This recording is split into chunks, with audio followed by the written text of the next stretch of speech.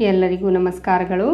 ಹೋಳಿ ಹಬ್ಬದ ಸಂದರ್ಭ ಬಿಳಿ ಬಣ್ಣದ ಬಟ್ಟೆಯನ್ನು ಧರಿಸಲು ಧಾರ್ಮಿಕ ಕಾರಣ ಮತ್ತು ಹೋಳಿ ದಹನದ ಕಥೆ.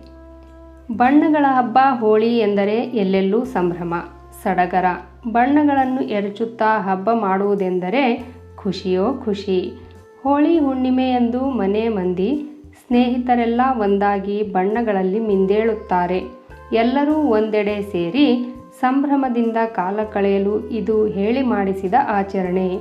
ಹೋಳಿ ಹಬ್ಬದಂದು ಭಾಂಗ್ ಕುಡಿಯುವುದು ಕೂಡ ಉತ್ತರ ಭಾರತದ ಕಡೆ ವಿಶೇಷ. ಇದರೊಂದಿಗೆ ಸಿಹಿ ತಿನಿಸುಗಳನ್ನು ಹಂಚುವ ಮೂಲಕ ಹಬ್ಬವನ್ನು ಆಚರಿಸಲಾಗುತ್ತದೆ. ಇದೆಲ್ಲದರ ಜೊತೆಗೆ ಹೋಳಿ ಆಡುವಾಗ ಬಿಳಿ ಬಣ್ಣದ ಬಟ್ಟೆಯನ್ನೇ ಹೆಚ್ಚಾಗಿ ಧರಿಸುತ್ತಾರೆ. ಬೇರೆ ದಿನಗಳಲ್ಲಿ ಬಣ್ಣ ತಾಕಿದರೆ ಬಟ್ಟೆ ಹಾಳಾಗುತ್ತದೆ ಎಂದು ಭಾವಿಸಿದರೂ ಹೋಳಿಯಲ್ಲಿ ಬೇಕಂತಲೇ ಬಿಳಿ ಬಣ್ಣದ ಬಟ್ಟೆ ಧರಿಸಿ ಹೋಳಿಯಾಡಿ ಸಂಭ್ರಮಿಸುತ್ತಾರೆ.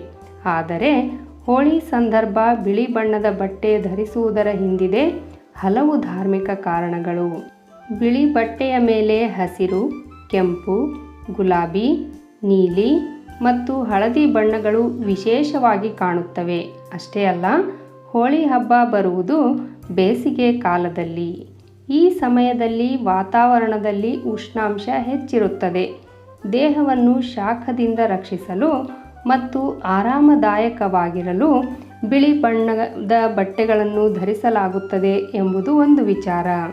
ಬಿಳಿ ಬಣ್ಣವನ್ನು ಶಾಂತಿ ಮತ್ತು ಶುದ್ಧತೆಯ ಸಂಕೇತವೆಂದು ಪರಿಗಣಿಸಲಾಗುತ್ತದೆ. ಕೆಡುಕಿನ ಮೇಲೆ ಒಳಿತಿನ ವಿಜಯಕ್ಕಾಗಿ ಹೋಲಿಕಾ ದಹನವನ್ನು ನಡೆಸಲಾಗುತ್ತದೆ. ಬಣ್ಣಗಳ ಹಬ್ಬವಾದ ಹೋಳಿಯನ್ನು ಮರುದಿನ ಆಚರಿಸಲಾಗುತ್ತದೆ. ಹೋಳಿ ದಹನದ ಕಥೆ. ಹೋಳಿ ಎಂದರೆ ಹಿರಣ್ಯಕಶಿಪು, ಪ್ರಹ್ಲಾದ, ಹೋಲಿಕಾ ಮತ್ತು ವಿಷ್ಣುವಿನ ಕಥೆ. ಹಿರಣ್ಯಕಶಿಪು ತನ್ನ ಅಹಂಕಾರದಿಂದ ಎಲ್ಲ ದೇವತೆಗಳನ್ನು ಹಿಂಸಿಸುತ್ತಲೇ ಇದ್ದ. ತನ್ನನ್ನು ಬಿಟ್ಟು ಬೇರೆ ದೇವರುಗಳನ್ನು ಪೂಜಿಸುವಂತಿಲ್ಲ ಎಂದು ಆದೇಶ ನೀಡಿದ್ದ. ಆದರೆ ಹಿರಣ್ಯಕಶಿಪುವಿನ ಮಗ ಪ್ರಹ್ಲಾದ ಭಗವಾನ್ ವಿಷ್ಣುವಿನ ಮಹಾನ್ ಭಕ್ತನಾಗಿದ್ದ.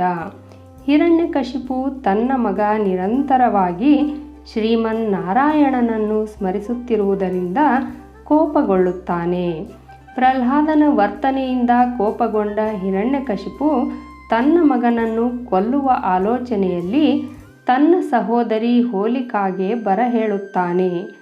ಪ್ರಹ್ಲಾದನನ್ನು ತನ್ನ ಮಡಿಲಲ್ಲಿ ಕೂರಿಸಿಕೊಂಡ ಹೋಲಿಕಾ ಬೆಂಕಿಯಲ್ಲಿ ಕುಳಿತುಕೊಳ್ಳಲು ಹೇಳುತ್ತಾಳೆ. ಅವಳು ತಾಕದಂತೆ ತಡೆಯುವ ಮಾಂತ್ರಿಕ ಮೇಲಂಗಿಯನ್ನು ಧರಿಸುತ್ತಾಳೆ.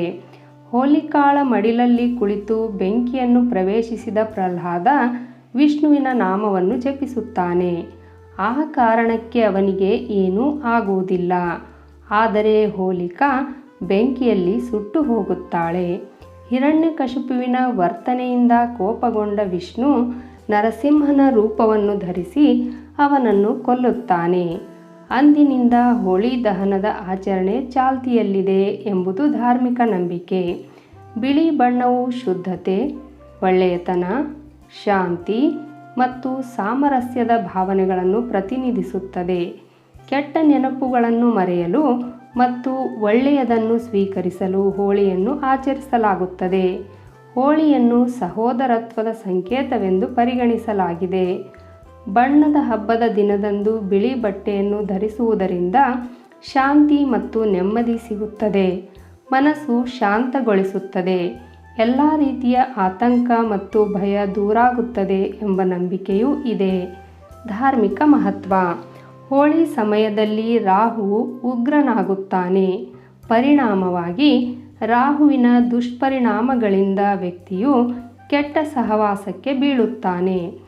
ನಕಾರಾತ್ಮಕ ಶಕ್ತಿಯು ವ್ಯಕ್ತಿಯನ್ನು ಆಕರ್ಷಿಸುತ್ತದೆ. ಇದು ಕುಟುಂಬ ಸಂಬಂಧಗಳ ಮೇಲೆ ಪರಿಣಾಮ ಬೀರುತ್ತದೆ. ಅದಕ್ಕಾಗಿಯೇ ರಾಹುವಿನ ಕೋಪವನ್ನು ತಪ್ಪಿಸಲು ಹೋಳಿ ಹಬ್ಬದ ಸಂದರ್ಭ ಬಿಳಿ ಬಟ್ಟೆಗಳನ್ನು ಧರಿಸುತ್ತಾರೆ ಎನ್ನುವುದು ಧಾರ್ಮಿಕ ನಂಬಿಕೆ. ಎಲ್ಲರಿಗೂ ಹೋಳಿ ಹಬ್ಬದ ಹಾರ್ದಿಕ ಶುಭಾಶಯಗಳು. ನನ್ನ ಈ ವಿಡಿಯೋ ನಿಮಗೆಲ್ಲ ಇಷ್ಟ ಆಗಿದ್ದರೆ ದಯವಿಟ್ಟು ಒಂದು ಲೈಕ್ ಕೊಡೋದ್ರ ಜೊತೆಗೆ ನನ್ನ ಚಾನಲನ್ನು ಸಬ್ಸ್ಕ್ರೈಬ್ ಮಾಡಿರಿ ಮತ್ತು ನಿಮ್ಮೆಲ್ಲ ಸ್ನೇಹಿತರಿಗೆ ಈ ವಿಡಿಯೋವನ್ನು ಶೇರ್ ಮಾಡಿರಿ. ಧನ್ಯವಾದಗಳು.